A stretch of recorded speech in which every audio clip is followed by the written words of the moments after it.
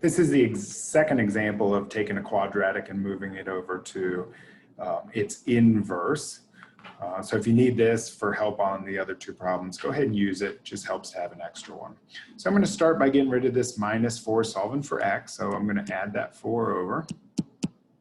And what we're left with is y plus 4 equals to negative 2 x plus 3 squared. Then, unlike the other video, I've got to get rid of that 2, but it's a negative this time. So that's the only difference between this video and the last video. I'm going to divide by a negative 2. Once we do that, that negative 2 and positive 2, that negative 2 and that negative 2 cancel. And we are left with y plus 4 all over negative 2 equals to x plus 3 squared. Okay. We're going to have that square, so we need to take the square root. I'm going to take the square root of both sides. The square and the square root will cancel, but we have to remember that when we take the square root, there is a positive and a negative value that come out of that. And we're going to be left with plus or minus the square root of y plus 4 over negative 2 equals to, the square and the square root have canceled, x plus 3. Now what I need to do is go ahead and get rid of that positive 3 that's right there. So I'm going to subtract 3. And once again, I need to put that minus 3 out in the front. So I'm going to get minus 3, and I'm going to put minus 3 plus or minus the square root of y plus 4 all over negative 2. And this is canceled, so that is left with x.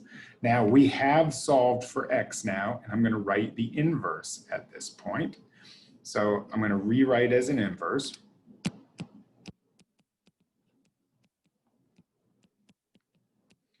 That's nice and easy. All I'm going to do is I'm going to write f inverse of x equals to negative 3 plus or minus square root of x plus 4